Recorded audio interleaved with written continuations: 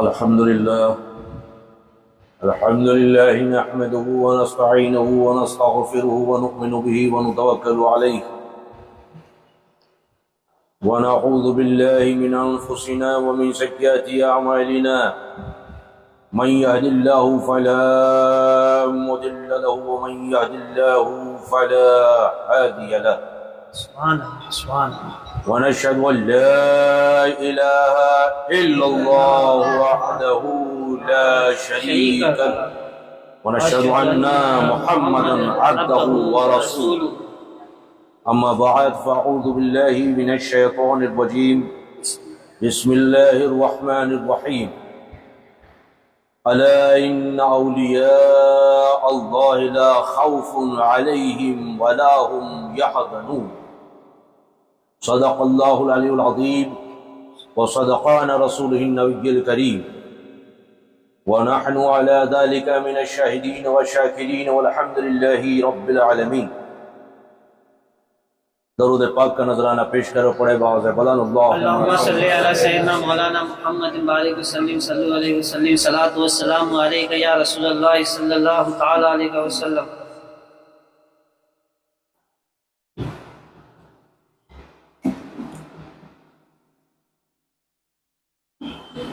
دیدار ذوالجلال ہے، دیدار ذوالجلال ہے پیران پیر کا. سبحان اللہ. اللہ کا ہاتھ ہے پیران پیر کا. سبحان اللہ. میرا محی الدین محیب ہے لقب، بے شک بے شک. کرتے ہیں ورد اولیاء پیران پیر کا. سبحان اللہ. سبحان اللہ. حاضران محفل، ربیع الثانی کا یہ مہینہ غوث اعظم میر میرا شیخ عبدالقادر جیلانی رضی اللہ تعالیٰ عنہ کی شان میں ہم منایا کرتے ہیں.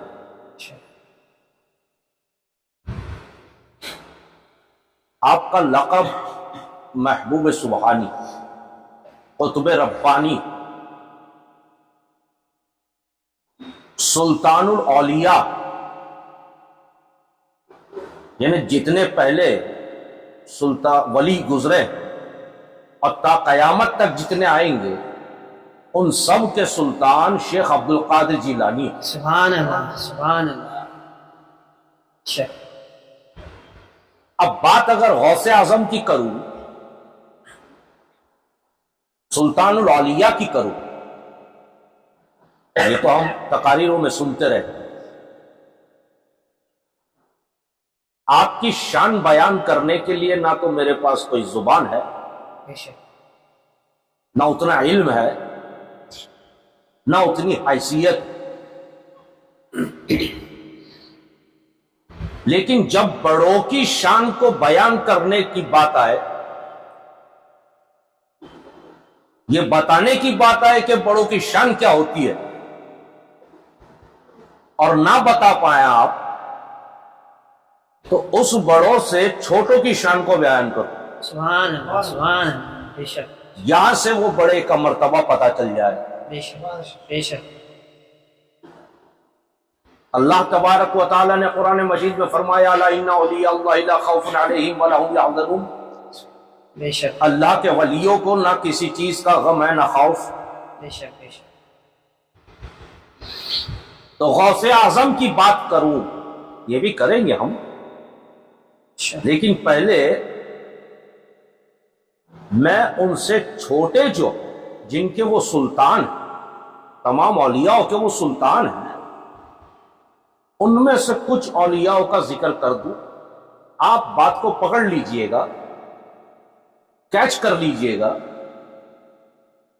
کیونکہ سنیت میں فیلڈرز بہت کم ہیں، تو زیادہ جلدی کیچ نہیں کرتے. میرا کچھ نہیں جاتا، آپ کیچ نہیں کرو گے میرا تو سکسر لگ جائے گا. لیکن یہاں آپ کو کیچ کرنا ہے. بے شک بے شک. تو اشارہ کس طرف؟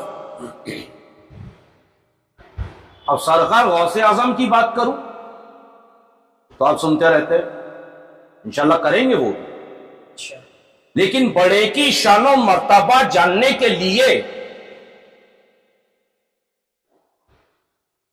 چھوٹے کی مرتبہ اور شان کو جاننا بہت ضروری ہے۔ بے شک جو اللہ کے ولی ہے، دیکھیے اللہ کا ولی جو ہم جسے کہتے ہیں تو ہمارے ذہن میں پہلی بات کیا آتی ہے؟ کوئی کرامت ہوگی، کوئی چمتکار ہوگا۔ تو یہ ضروری نہیں ہے کہ جو کرامت دکھاتا ہے وہ ولی ہے۔ بے شک اللہ کا ولی وہ ہوتا ہے جس کے چہرے کو اور کردار کو دیکھ کر کے خدا کی یاد آ جائے، سبحان اللہ سبحان اللہ اسے اللہ کی ولی کی صفت کہا ہے۔ بے شک بے شک غوث اعظم آپ نے فرمایا میرا قدم تمام اولیاءوں کی گردن پر ہے۔ بے شک سبحان اللہ یہ نہیں کہا کہ ابھی جتنے اولیاء، تمام اولیاء، یعنی آپ سے پہلے جو گزرے ان پر بھی، اس وقت جو تھے ان پر بھی، اور جو قیامت تک آنے والے ہیں ان پر بھی۔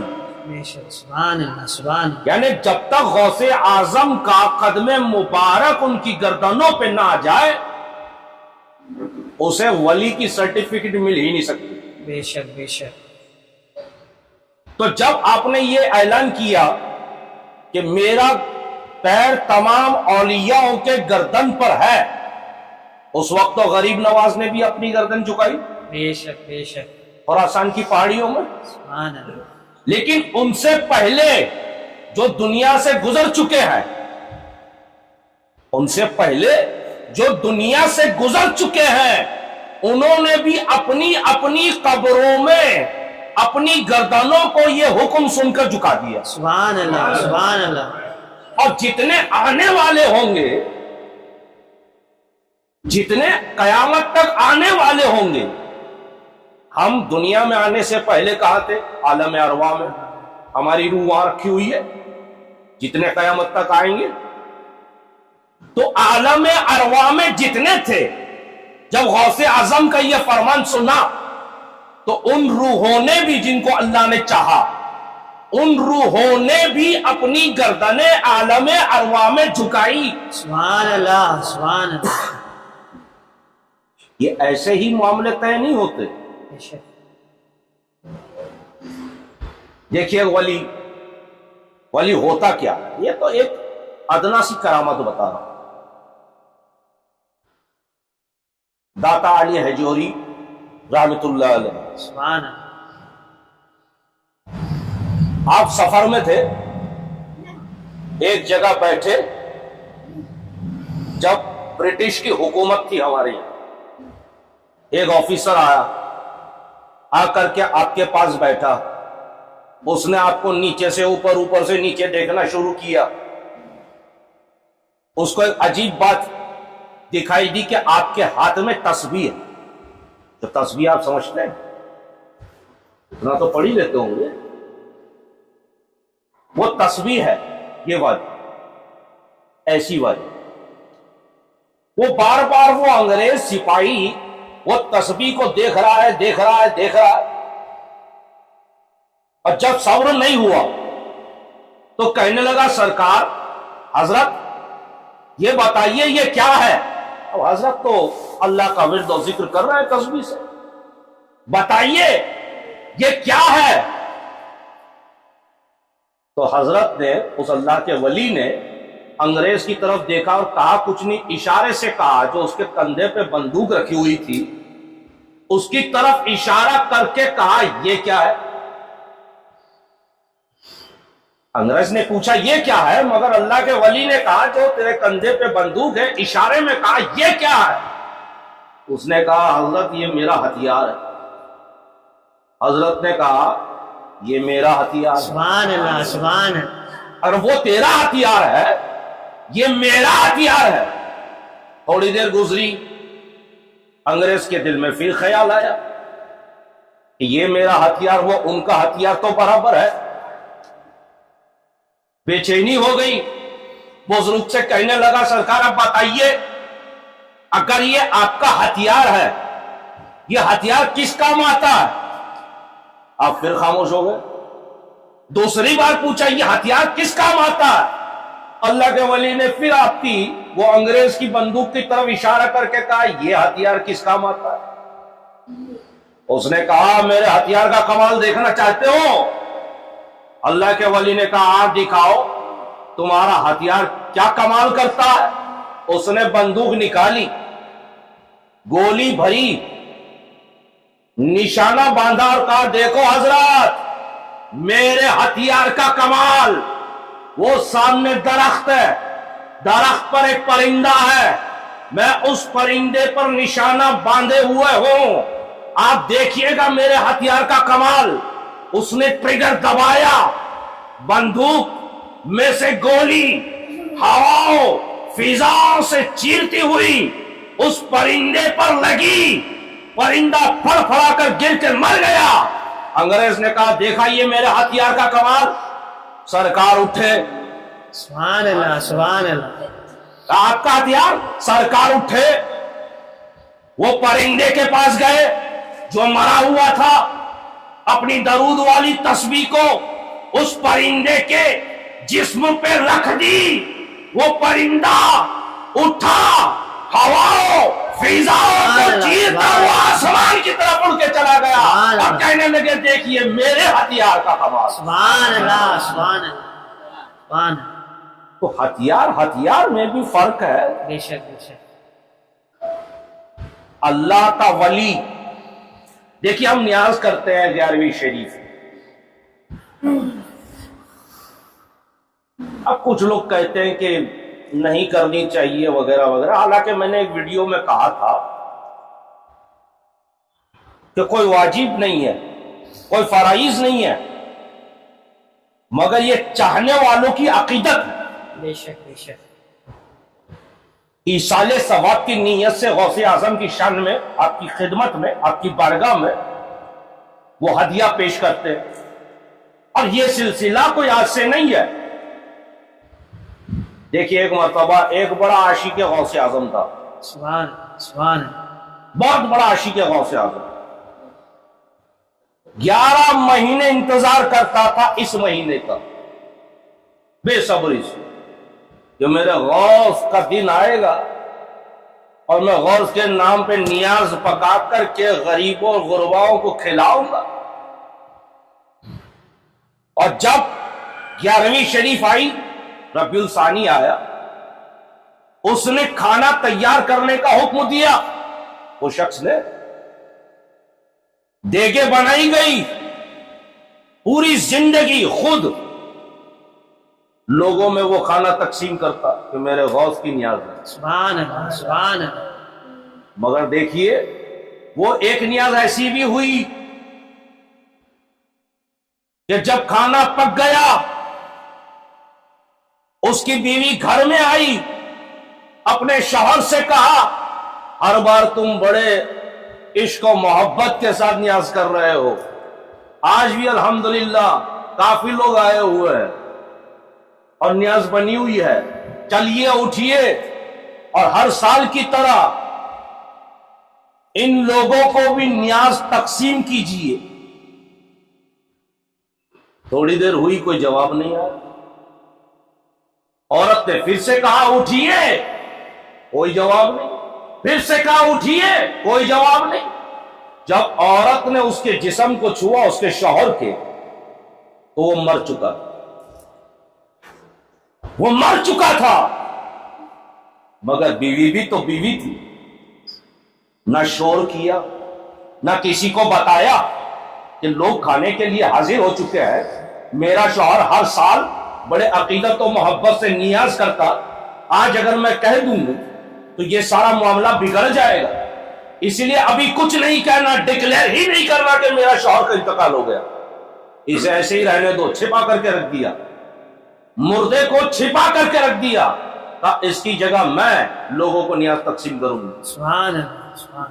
उसने पर्दा किया, लोग आते गए, वो खाना देती गई, लोग आते गए, वो खाना देती गई, लोग आते गए, वो खाना देती गई। ایک فقیر آیا دسترخوان پہ بیٹھا، جب اس کے قریب پہنچ کے اس کے سامنے کھانا ڈالنے گئی تو فقیر نے کہا میں تیرے ہاتھ سے نہیں کھاؤں گا۔ اس کو بلا جس نے دعوت دی۔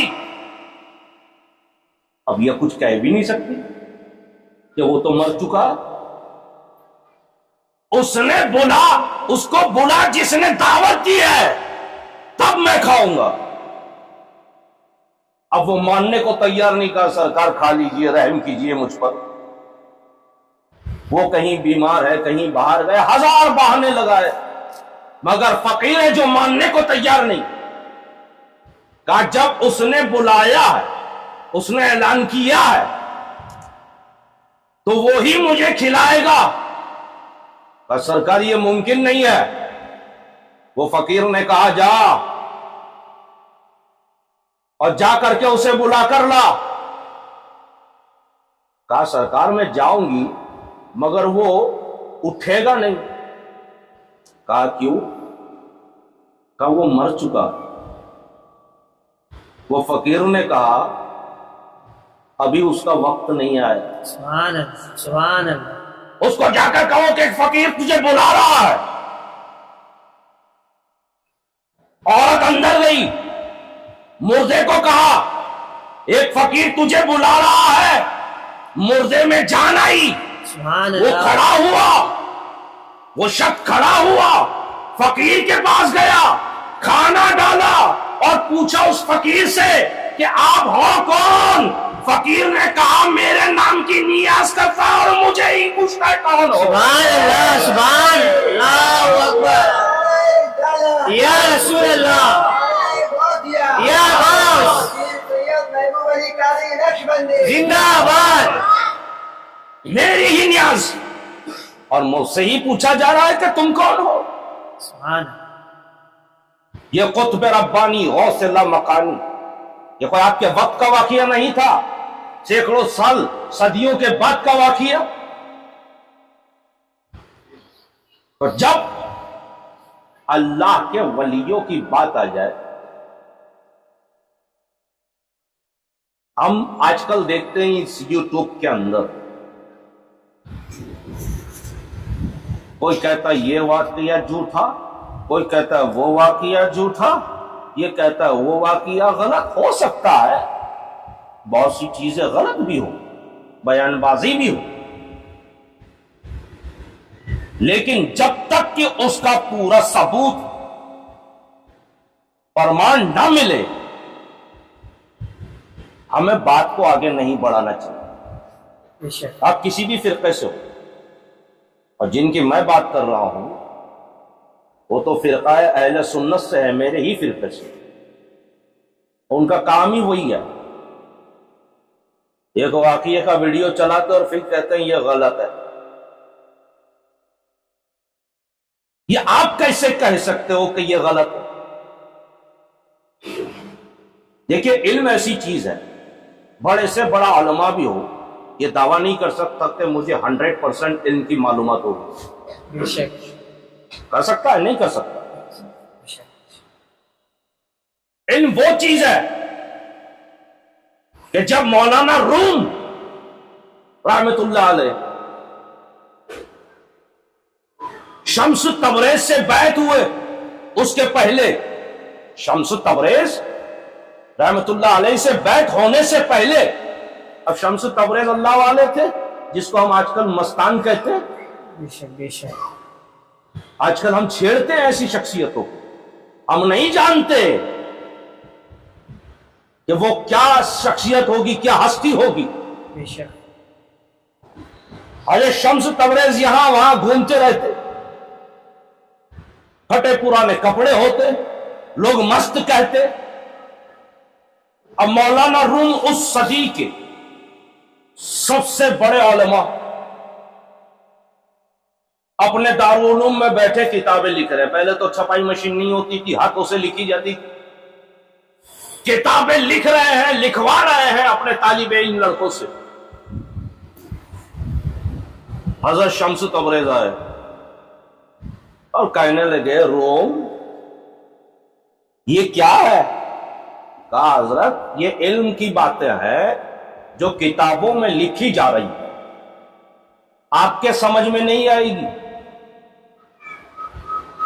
کہا آپ کے سمجھ میں نہیں آئے گی، جو ہمارے سمجھ میں آ رہا ہے وہ آپ کے سمجھ میں نہیں آئے گا۔ شمس تبریز نے کہا اب ایک ایسا حوض نما پانی کا، اس کے بارڈر پر بیٹھے ہوئے طالب علم کتاب لکھ کر کے سکھا رہے تھے وہ سیاہی کو، شمس تبریز پہنچ گئے، کہا ہو گیا تمہارا کام؟ کہا نہیں حضرت ابھی آخری پنہ باقی ہے، سینکڑوں کتابیں لکھ دی، آخری کتاب کا آخری پنہ لکھنا باقی ہے۔ ابھی سوچئے کتنی محنت لگی ہوگی، سالوں کی، اتنے طالب علم اتنے سال کی جو ہے وہ علم دین لکھا ہوا ہے اس میں۔ کہا ٹھیک ہے، تھوڑی دیر یہاں وہاں گھومے پھر آئے، اب ہو گیا؟ کہا آدھا پنہ باقی ہے، پھر گئے پھر آئے، اب ہو گیا؟ کہا آخری لائن باقی ہے۔ جب مولانا روم نے کہا آخری کتاب کی آخری لائن باقی، حضرت شمس تبریز وہیں کھڑے ہو گئے، اور جیسے ہی آخری لائن مکمل ہوئی شمس تبریز نے جتنی بھی کتابیں تھی پانی میں ڈال دی۔ سالوں کا علم، اتنی محنت لکھنے میں، پانی میں جب کتابیں گئی ساری گھل گئی، سیاہی ساری گھل گئی، طالب علم اتنے غصے میں آ گئے کہ انہیں مارنے کے لیے کھڑے ہو گئے۔ مولانا روم نے کہا نہیں ماریے گا مت۔ شمس تبریز کو کہنے لگے حضرت آپ نہیں جانتے اس میں کیا تھا، آپ کو اس کا علم نہیں ہے کہ آپ نے کیا کیا، آپ نہیں جانتے کہ یہ کیا چیزیں تھیں۔ مولانا شمس تبریز نے کہا اچھا کچھ خاص تھا؟ کہا حضرت خاص؟ اسلام سے جڑی ہوئی تمام مسئلے اور جانکاریاں تھی اور آپ کہہ رہے خاص تھا؟ صدیوں کی محنت تھی، سب کو پانی میں ڈال دیا۔ کہا مجھے کیا پتا اس میں کیا تھا۔ مولانا روم نے کہا وہی تو میں کہہ رہا ہوں کہ جو اس میں تھا وہ آپ نہیں جانتے۔ شمس تبریز پانی میں اتر گئے۔ سبحان اللہ۔ مولانا روم نے کہا اتر کے کیا فائدہ، سیاہی تو پانی میں گھل گئی۔ مولانا روم نے کہا رکو، شمس تبریز نے کہا رکو، وہ ساری کتابوں کو باہر نکالا، باہر نکالنے کے بعد وہ کتابوں کو جب کھول کر ہاتھ مارا تو پانی نہیں مٹی نکل رہی تھی۔ سبحان اللہ۔ مولانا روم نے جب دیکھا کہ ایک بھی حرف پانی میں گھلا نہیں ہے، جیسے تھا ویسے ہی ہے، کہا یہ کیسے ہوا سرکار؟ شمس تبریز نے کہا تو نے کہا تھا اس میں جو ہے وہ میں نہیں جانتا، لیکن میں نے جو کیا وہ تو نہیں جانتا۔ سبحان اللہ، سبحان اللہ۔ تو یہ اللہ کے ولیوں کا ایک مزاج ہوتا۔ آج کل کے دور کے اندر اب دیکھیے گا، میں نے ہمیشہ بارہا کہا، آج بھی کہتا ہوں، اللہ تبارک و تعالی ہمیں اور آپ کو راہ راست پہ رکھے، آمین آمین بھٹکنے سے بچائے۔ آمین۔ ایسے ایسے پیرانے حضرات لانچ ہو چکے ہیں، کوئی ناچ رہا ہے، کوئی گا رہا ہے، کوئی مسجد میں بیٹھ کر ذکر کے نام پر بے حرمتی کر رہا ہے۔ اب یوٹیوب پہ دیکھیے تو ہم اور آپ کون سی سنیت پر عمل کر رہا ہے؟ کیا غوث اعظم نے ہمیں اس کا درس دیا یا ایسا درس دیا کہ اللہ کا ذکر کرو تو مسجد کے اندر بھاگتے ہوئے، دوڑتے ہوئے، اچھلتے ہوئے، کودتے ہوئے؟ میں نے تو ایک ویڈیو میں دیکھا ایک حضرت بیٹھے ہوئے اپنے کوئی جو تھے وہ مرید، وہ قریب آتا ہے، ان کو ہاتھ لگاتے ہیں، وہ کرنٹ مارتا ہے اور پتہ نہیں کیا وہ حاجری ٹائپ کا کچھ کرنے لگتا۔ جب میں نے وہ ویڈیو دیکھا تو وہ پیر صاحب پہ زوم کیا، مجھے لگا شاید کچھ کرنٹ ورنٹ وائر ڈالا ہوگا۔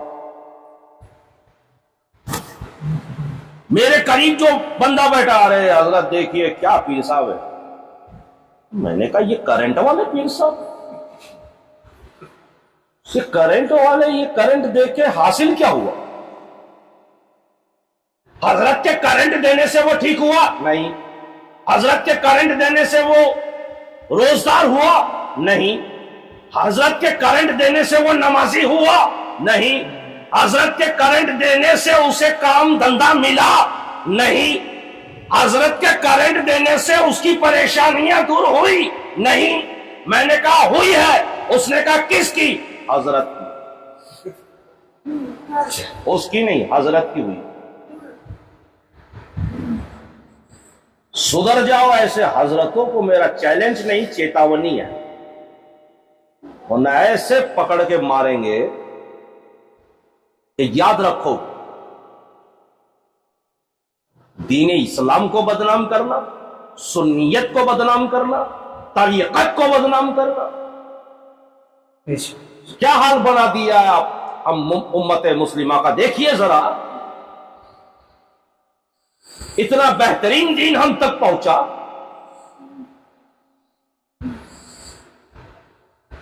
اور ہمیں کون سی راہ پہ چلا دیا گیا؟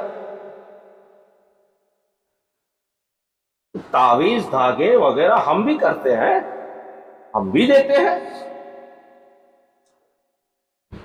لیکن ہم یہ سمجھتے ہیں, اور آپ کو بھی سمجھنا ہوگا, آپ کو اگر لگتا ہے کہ تعویذات سے کام بنتا ہے تو یاد رکھیے یہ گناہ کر رہا ہے. کام میرا رب بنانے والا. بے شک بے شک بے شک. تعویذات صرف ایک ایپلیکیشن سمجھیں جو رب کی بارگاہ میں دی جاتی ہے, ایک ایپلیکیشن جو میرے رب کی بارگاہ میں دی جاتی ہے. جیسے دعا کے کئی طریقے, اسی میں کا ایک طریقہ. لیکن اسی تعویذات کے نام پر آج ٹھگا جا رہا ہے, ڈرایا جا رہا ہے, لوٹا جا رہا ہے. بے شک بے شک. آپ میں سے کئی لوگ صدیوں سے جڑے ہوئے ہم سے. ارے ہم تو بلکہ کوشش کرتے ہیں کہ آپ تعویذات سے پرہیز کریں, جہاں ضرورت ہے وہاں ٹھیک. اب آپ کہیں گے حضرت آپ کا تو کام ہی تعویذات دینا ہے یا مرید بنانا, آپ ان سب چیزوں پہ بات کریں گے, اپنے ہی پیر پہ کلاڑی مار رہے ہو. کیونکہ میرے لیے یہ کوئی دھندا نہیں ہے, میرے لیے یہ کوئی بزنس نہیں ہے. مجھے جو عطا ہوا نسب با نسب, تو عطا کے ساتھ حکم بھی ہوا کہ یہ تمہارا نہیں ہے, یہ ان لوگوں کا حق ہے جو پریشان ہے, یہ ان لوگوں کا حق ہے جو بے روزگار ہے. تمہیں ان تک اسے پہنچانا ہے. ہم تو صرف ایک ڈاکیا ہے, پوسٹ مین, اس سے زیادہ ہم کچھ نہیں ہے.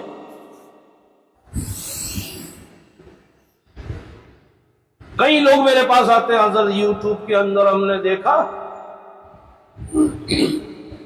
اتنی بار یہ سورہ پڑھیں گے روزانہ تو پیسوں کا انبار لگ جائے گا.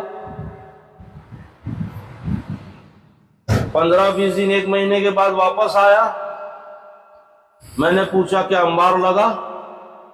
اس نے کہا ایک بھی دن میں نے ناغہ نہیں کیا. یوٹیوب والے حضرت نے کہا, میں ان کو یوٹیوب والے حضرت کہتا ہوں, یوٹیوب والے حضرت نے کہا کہ پیسوں کا انبار لگ جائے گا. میں نے 1 مہینہ پڑھا, انبار تو نہیں لگا.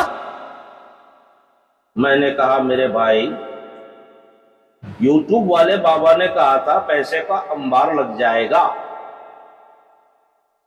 کس کا لگ جائے گا یہ نہیں کہا تھا.